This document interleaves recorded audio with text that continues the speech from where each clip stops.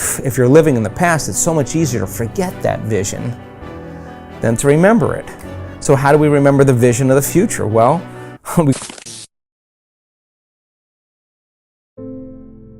all I'm asking them to do is stop telling the story of your past and start telling the story of your future.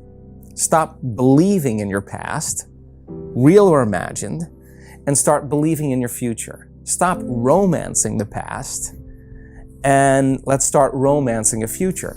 So the unlearning process then, 95% of who we are is a set of memorized behaviors, automatic emotional responses, unconscious habits, hardwired attitudes, beliefs, and perceptions that are automatic like a computer program. So if we're in a program, then we're unconscious.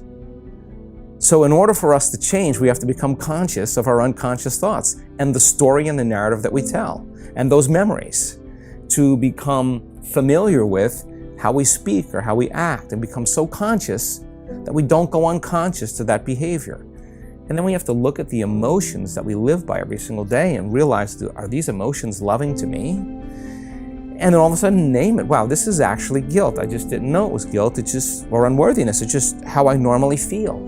And I use everything and everyone in my life to make this feeling go away. But if I'm relying on my outer world to change my inner world, when things are good, I'll feel good, but when things are bad, I'll feel bad. So changing your emotional responses to the challenges and circumstances in your life and no longer living by that emotion is no different than the withdrawals we get from a drug, because no new information can enter the nervous system that's not equal to the emotion the person is processing.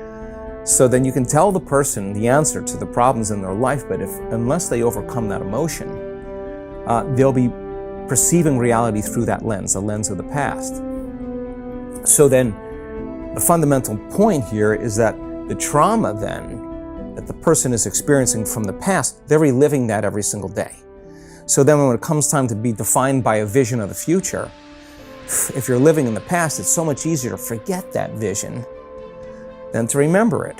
So how do we remember the vision of the future? Well, we got to feel the feeling of the emotion before it occurs, before the event occurs.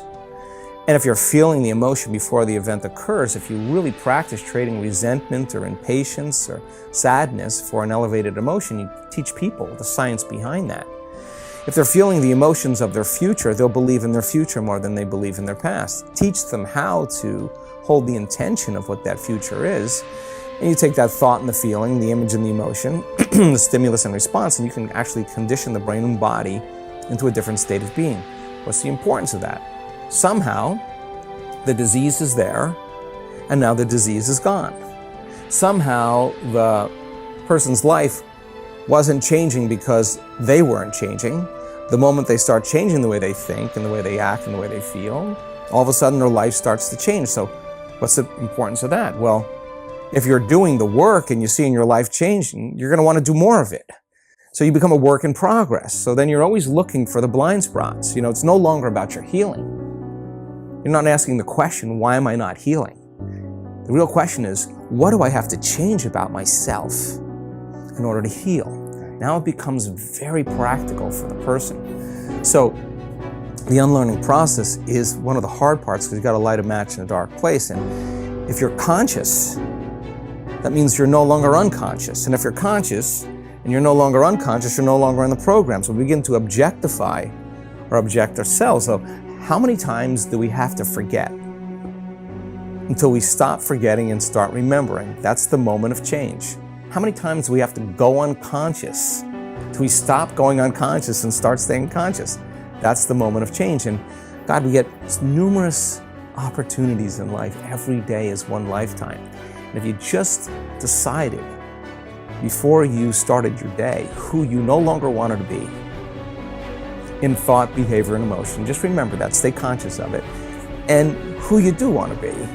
And think about the thoughts you do want to think. Rehearse how you're going to behave in your life with your family, with your kids, at work, on the Zoom call. And think about what emotions do I want to live by as if my future has already happened. So the cool thing about that is if you're feeling the emotions of your future before it happens, you're no longer looking for it. You're only looking for it when you're feeling the other emotions.